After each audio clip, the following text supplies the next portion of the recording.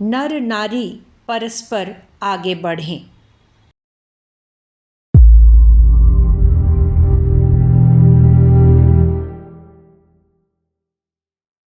उन मूढ़ताओं, रूढ़ियों, कुरीतियों और अंध परंपराओं को पैरों तले कुचल दिया जाए जिन्होंने भारतीय नारी का सर्वस्व हरण करके उन्हें नरक की आग में झुलसने के लिए झोंक दिया है। उन सभी उपायों पर विचार किया जाना चाहिए जिनसे नारी का खोया हुआ स्वास्थ्य पुनः प्राप्त हो सके। इसके लिए उन्हें पर्दे के कैद खाने से छुटकारा देना सबसे अधिक आवश्यक है। शील सदाचार के लिए आंखों में लज्जा होना पर्याप्त है। घूंघट की किसी भी दृष्टि से कोई उपयोगिता नहीं। इससे तो घरेलू बात व्यवहार में पूछने बताने की सामान्य प्रक्रिया में भी भारी बाधा पड़ती है। इस पर्दे से हानि ही हानि है, अनौचित्य ही अनौचित्य है। फिर उसे क्यों पकड़े जकड़े रहा जाए? नारी के बिगड़े हुए स्वास्थ्य की ओर प्रत्येक ईमानदार पति को तत्काल ध्यान देना चाहिए। उसके आहार विहार में, विश्राम दिनचर्या में ऐसे हेर फेर करने चाहिए जिससे अवांछनीय दबावों में पिसने से उसे राहत मिल सके। काम क्रीड़ा मादक हो सकती है, पर उसका अमर्यादित होना साथी को चौपट करके रख देने के बराबर है, विशेषतया तब जब वह दुर्बलता और रुग्णता से जल रही हो। बच्चे पर बच्चे पैदा करते जाना तो आज की परिस्थितियों में परले सिरे की मूर्खता है। पत्नी का शरीर यदि उतना भार उठाने की स्थिति में नहीं है, तब तो उसे स्पष्ट शब्दों में दुष्टता ही कहा जाना चाहिए। पत्नी को यदि स्वजन माना गया तो उसके साथ मूर्खों और दुष्टों जैसा क्रूर खिलवाड़ नहीं करना चाहिए।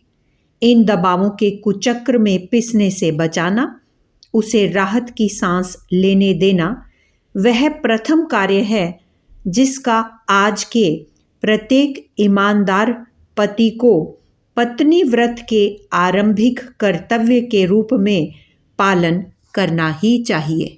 उपरोक्त पंक्तियों में पति और पत्नी शब्द का उल्लेख पतिव्रत धर्म और पत्नी व्रत धर्म की व्याख्या की दृष्टि से किया गया है। वस्तुतः समूचा नर वर्ग इस परिधि में आता है कि वह नारी के प्रति अपने पवित्र कर्तव्यों के निर्वाह में उसे मानवोचित स्थिति तक ऊंचा उठाने के लिए सच्चे मन से पूरा पूरा प्रयत्न करे। इसके लिए सबसे पहला प्रयास यह होना चाहिए कि अपने घरों से इसका शुभ आरंभ करें। अपना दृष्टिकोण, अपना व्यवहार बदलें। नारी को भी नर के स्तर का एक पूर्ण मनुष्य माने। व्यवहार, अधिकार तथा सम्मान की दृष्टि से जो भूलें अब तक बन पड़ी हों, उनका सुधार तो किया ही जाए, उनकी क्षतिपूर्ति भी की जाए। घर में प्रत्येक व्यक्ति प्रत्येक सदस्य का सम्मान करे। प्रत्येक सदस्य एक दूसरे के साथ शिष्टाचार बरते। अपशब्द कहना, अपमान करना अपनी ही निकृष्टता की घोषणा है। छोटों से भी सम्मानपूर्वक वार्तालाप करना चाहिए और उनके साथ शिष्टता बरतकर उन्हें भी वैसा ही करने की व्यवहारिक शिक्षा देनी चाहिए। बड़ों के साथ तो इसमें तनिक भी कमी नहीं आनी चाहिए। नववधु भी स्नेह दुलार की अधिकारिणी है और उसकी आत्मा को भी सम्मान, सद्व्यवहार की उतनी ही अपेक्षा है जितनी कि एक मनुष्य को दूसरे मनुष्य से होनी चाहिए। नारी पुनरुत्थान अभियान की आवश्यकता जिन घरों में भी समझी जाए, स्त्री शिक्षा का प्रबंध तत्काल होना चाहिए। अशिक्षितों को शिक्षित बनाया जाए और शिक्षितों को आगे बढ़ाने के साधन जुटाए जाएं। इसकी उपयोगिता प्रत्येक पुरुष को और प्रत्येक नारी को समझनी चाहिए। और समझाई जानी चाहिए। जो लड़के लड़कियां कुछ अधिक पढ़ चुके हैं उन्हें घरेलू पाठशाला का शुभ आरंभ करना चाहिए। बड़ी उम्र की महिलाओं में पढ़ने के प्रति रुचि नहीं होती। रुचि ना होने से मस्तिष्क भी सहायता नहीं देता। यदि शिक्षा को मानवीय विकास की अत्यंत महत्वपूर्ण सीढ़ी के रूप में समझाया जा सके तो निश्चित रूप से वे उस लाभ को प्राप्त करने में उत्साह प्रकट करेंगी। पुरुष उसके लिए वातावरण बनाएं। घर में जिसे भी थोड़ा अवकाश हो, जो भी पढ़ा सकने की योग्यता रखता हो, उन्हें घरेलू पाठशाला का उत्तरदायित्व सौंपना चाहिए।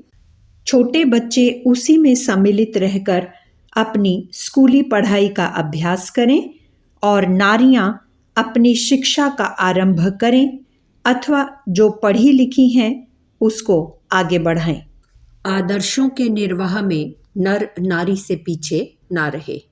लेखिका माता भगवती देवी शर्मा।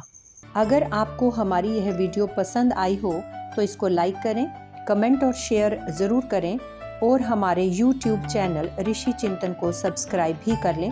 साथ ही बेल आइकन को भी दबाएं ताकि आपको आने वाली वीडियोस की नोटिफिकेशंस मिलती रहें। धन्यवाद।